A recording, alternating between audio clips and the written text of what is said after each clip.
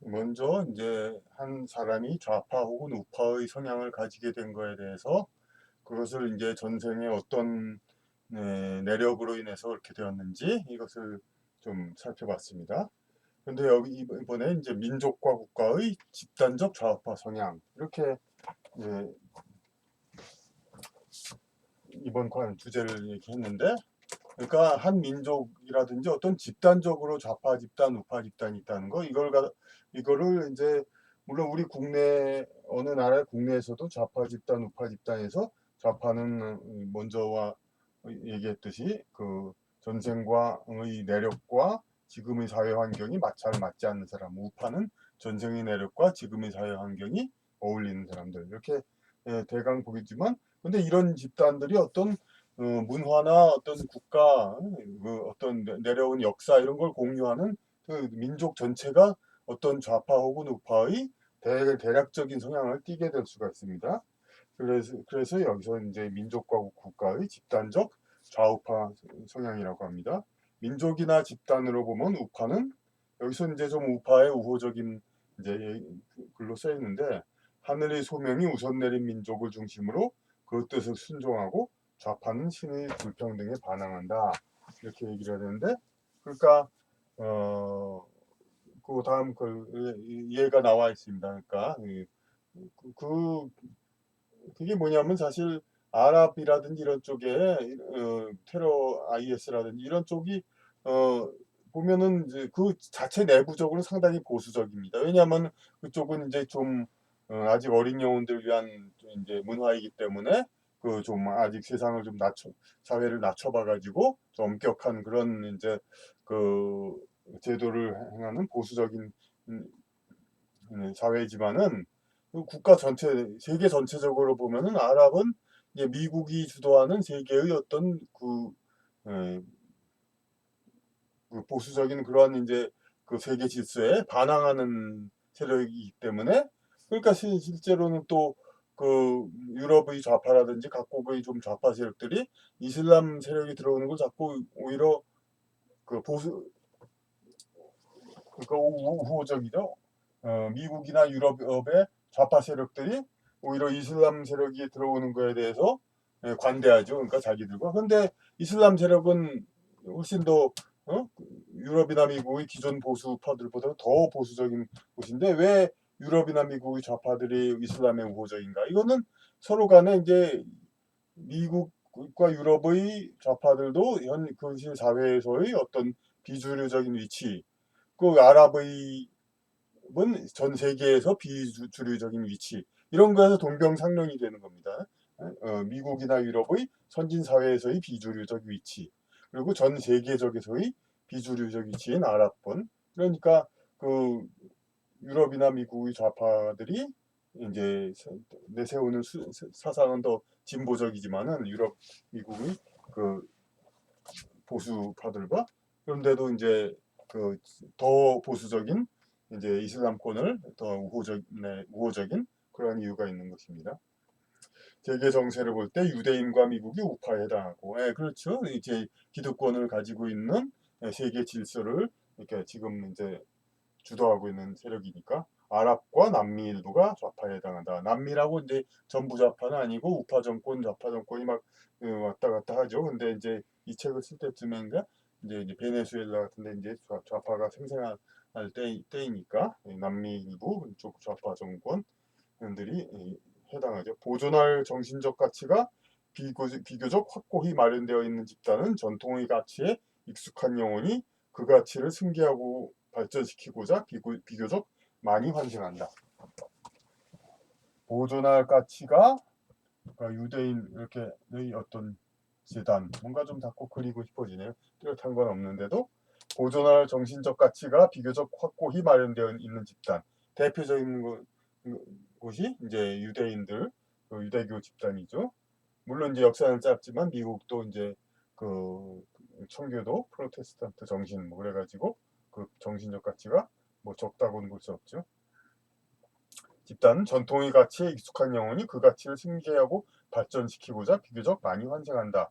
전통의 가치에 익숙한 영혼, 그 나라의 그 유대인 혹은 미국인의 전생을 가진 사람이 유대인 혹은 미국인으로 다시 태어난 일이 많다는 얘기죠. 그 가치를 계속 지키기 위해서, 그 가치를 계속 지키는데 기여하기 위해서 자기 나라에 더 환생하니까, 당연히 자기 나라에 익숙한 영혼이 다시 환생하니까 그 나라의 보수적인 그 문화를 지키는데 더 기여하게 되죠. 그리고 자기의 본분 그런 걸 지키게 되고, 반면에 가치 정립이 덜 되었거나 그 자체가 대립적 요소를 품고 있는 가치가 지배하는 곳에서는 그 집단에 익숙하지 않은 영혼이 찾아와 자기 집단을 포함한 전 세계의 변화를 일으키기를 꿈꾼다. 이제 좀 이거를 구체적으로 얘기하면은 이제 그 공산주의나 뭐 그런 식으로, 혹은 이제 어떤 체제가 바뀐 지 얼마 안 된 하여튼 그런 이제 모든 나라들, 그런 얘기들을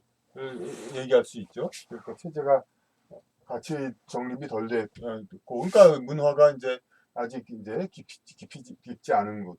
이 한국도 이제 전통 문화 자체는 상당히 원래는 이렇게 그 확고히 깊은 전통 문화가 깊은 나라이지만은 2차 대전 이후 서양 미국의 패전, 대일본 제국의 일부 분으로서 미국의 패전한 후 서양 문화를 뒤따르라 하는 이제 패전국으로서의 의무를 우리나라가 지키기 때문에, 그렇기 때문에 이제 서양 문화를 많이 심고 있죠. 그렇기 때문에 가치 정립이 오히려 지금은 덜 된 상태나 마찬가지죠. 전통의 가치가. 그러니까 한국도 이에 어쩌면 포함될 수가 있습니다. 공산주의, 이제 중국도 어느 정도 그렇게 돼 있고, 그런 이제 그 그런 이제 어떤 좌파적인 그런 국가들, 그런 걸 얘기하는 거죠. 그런 집단 그 자체가 대립적 요소를 품고 있는 가치가 지배하는 곳. 그러니까 공산당, 그런데 모든 국가, 그 프랑스나 그런 데의 국가,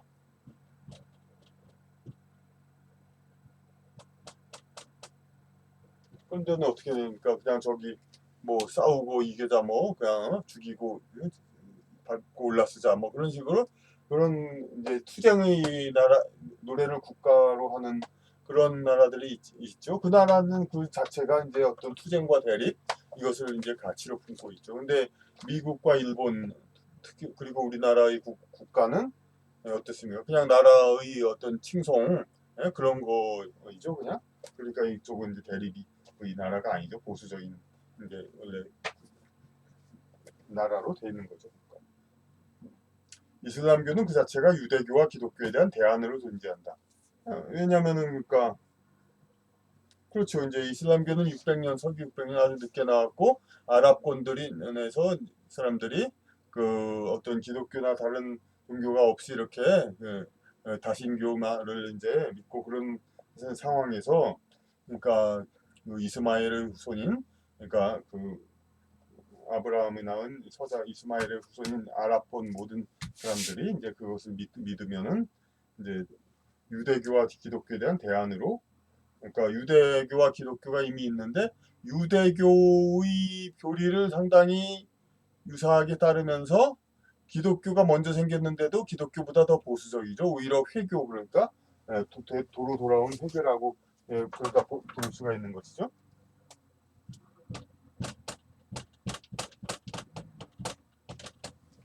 그러니까 도로 돌아온 회교. 그러니까 이슬람은 이미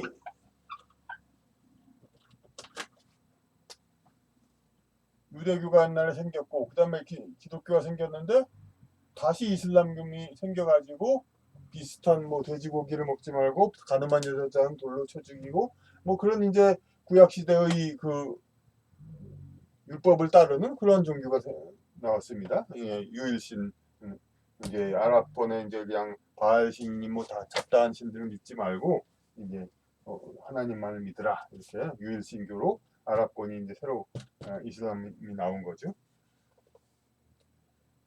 그러니까 유대교와 기독교를 그와 같은 교리를 믿어야 마땅한데 유대교와 기독교를 그대로 믿을 수는 없는 그러한 입장에 처해 있는 자들을 위하여 이제 이슬람교 회교가 나왔다고 봐야겠죠.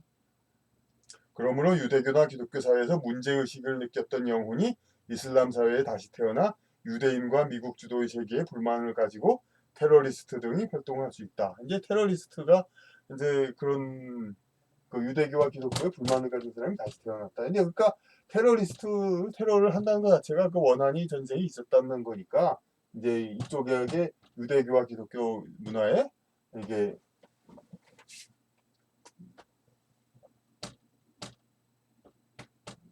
반감이 있었던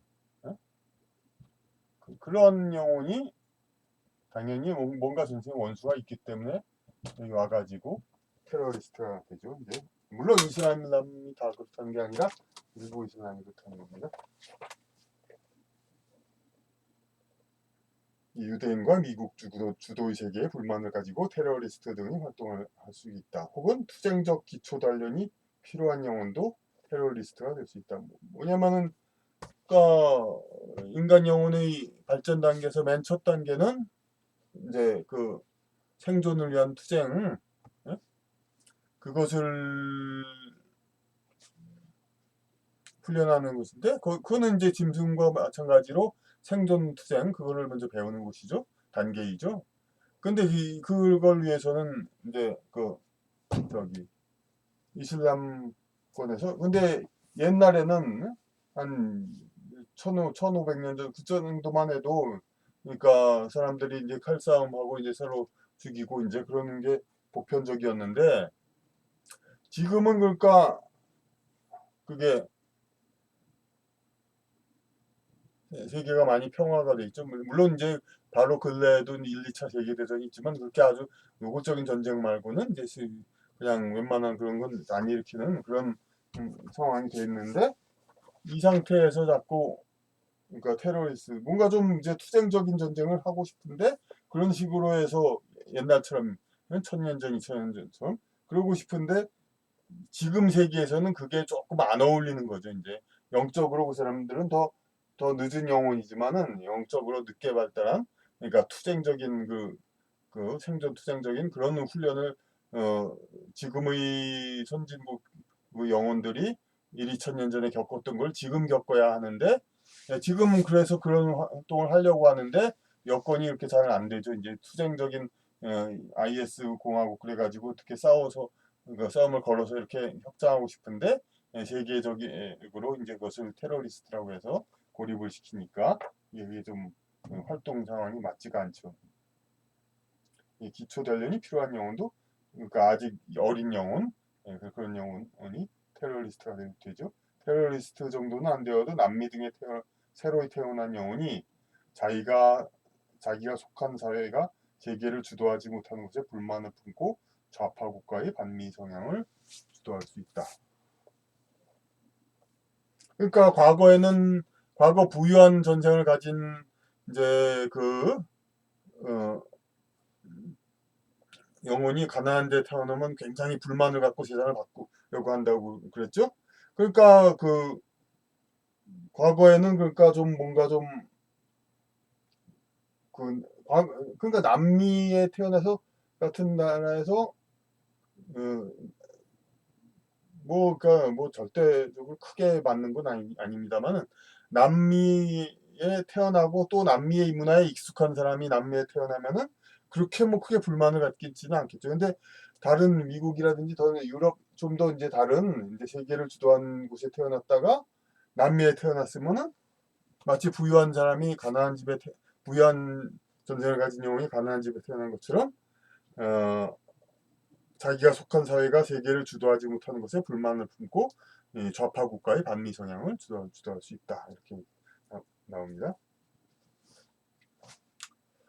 유럽과 같이 하늘의 소명을 먼저 받은 집단이라 할지라도 그곳의 여러 운동단체처럼 후진국의 삶에 관심이 많으면 좌파가 되고 선진국이 아니더라도 남미와 아랍의 일부 국가처럼 미국과 유럽이 주도하는 질서에 협조하면 우파가 된다. 유럽의 좌파는 물론 후진국에서의 전생이 많이 쌓인 영혼들이다. 그러니까 후진국에서의 전생이 많이 쌓였으니까 이제 그 과거 전생에 가난한 집에 태어났다가 부유한 집에 태어나면은 부유한 집의 환경을 미안해하면서 좀 물론 수령이 많이 된 영혼이죠. 그 가난한 사람을 도와주려고 애를 쓰죠. 그와 마찬가지로 가나안 나라에 태어났다가 유럽에 태어났으면은 부유한 나라에 그러면 저기가 가나안 나라 난민 실제는 난민이 아니라 그냥 이민자들이지만 이제 어쨌든 그 사람들을 불쌍한 사람들 빨리 받아들여서 이제 잘 살게 해줘야겠다 그런 생각을 많이 갖게 되죠. 그래서 논리적으로 맞지 않아도 그렇게 자꾸 이제 어떤 그 이민 오는 사람들은 받아줘야 한다는 그런 주장을 하게 되죠. 그리고 뭐 트럼프의 장벽 그걸 마치 그냥 비인도적인 거 그런 같은 걸로 이렇게 욕을 하려고 그러고 여러 가지로 그걸 막는 걸 이제 비난하고 당연히 자기들이 가난한 집안에 세상에 가난한 나라의 전생을 가진 영혼이니까 그 난민 오는 사람들도 자기들과 연관이 있는 영혼들이죠. 그래서 당연히 유럽에 이제 자기는 태어났지만은 그 아프리카에 자기 전생이 여기였단 말이에요. 그러다 여기에 태어났어요. 그러면 자기가 인연 있는 사람이 아직 여기 많이 있어요. 이 사람들이 보트 배를 타고 지중해를 넘어오는 거에 대해서 이 사람들은 당연히 자기와 인연이 깊은 이쪽 사람들이 오는 것을 봐야죠. 유럽의 좌파적인 사람들. 그러니까 선진국이 아니더라도 인도, 방글라데시, 태국 등과 같이 비교적 안정되고 보수적인 나라들이 있다. 이 나라들은 이제 정신적 가치를 많이 추구하죠. 그래가지고 그 자신의 행복도는 높으면서 그러면서 그 자기의 어떤 그 안정된 그러니까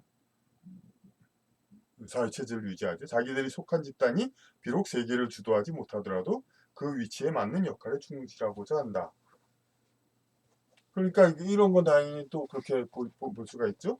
자체 내에 그 사회에서의 전생 경험이 많은 영혼이 다수이므로 그러니까 그, 그 사회 내의 전생 경험이 많은 영혼들이니까 자기네 집단이 현재의 처한 위치를 수긍한다.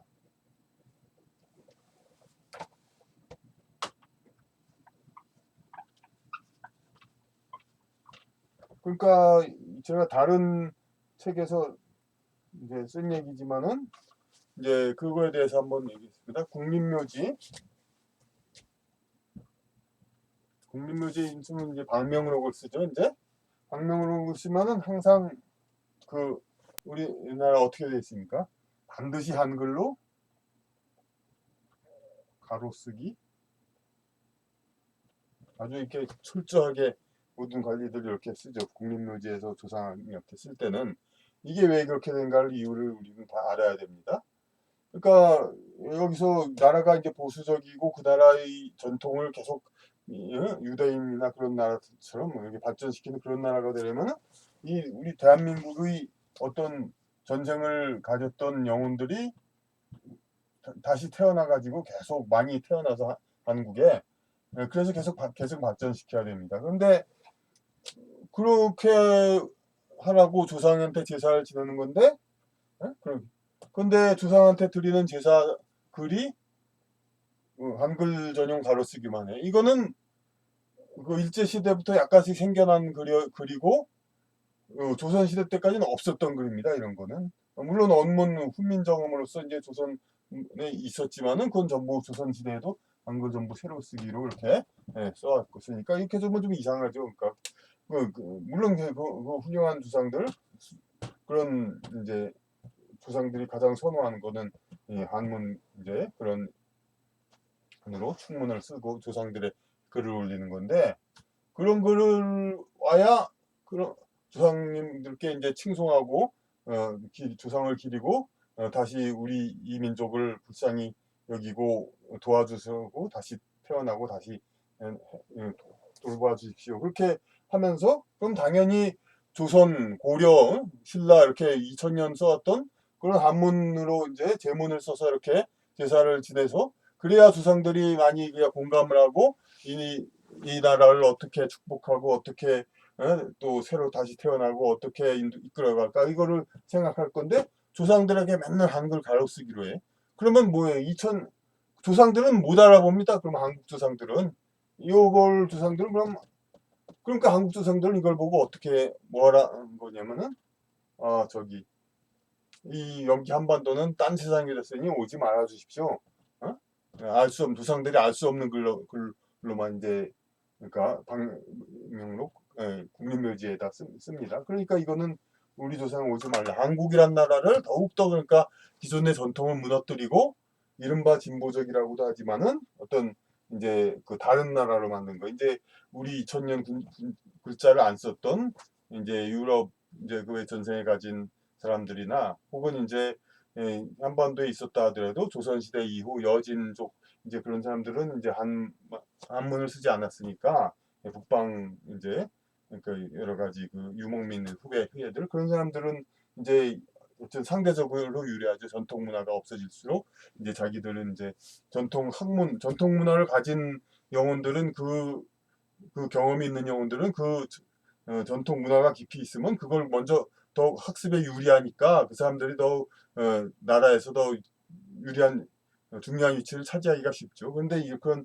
전통 문화라든지 지적인 문화를 많이 없애야 지적인 그 훈련을 덜한 민족들이 이 나라에서 세력을 갖게 되는 거죠. 근데 그렇게 하기 위해서 이렇게 여러 가지 우리가 보이지 않는 전통들이 있는 겁니다. 이런 국립묘지 이런 것들을 다 왜 그래 우리는 왜 그래야 하는가를 한번 좀 물어봐야 됩니다. 그러니까 왜 제사 비록 요새 책들이 아무리 그냥 한글 전용 가로쓰기가 대세라고 하지만은 제사 지낼 때 조상한테 하는 건 오히려 사적으로나 한문 세로 쓰기로 쓰는 것이 당연한 걸로 우리도 많은 이제 집안 문중제사에서도 그러고 있는데 왜 하필 국립묘지에서는 꼭 한글 가로쓰기를 해야 되는 그 전통이 되느냐 왜 그래야 하느냐는 우리 한번 물어볼 수 있는 용기를 국가에 그런 가져야 하는 것입니다.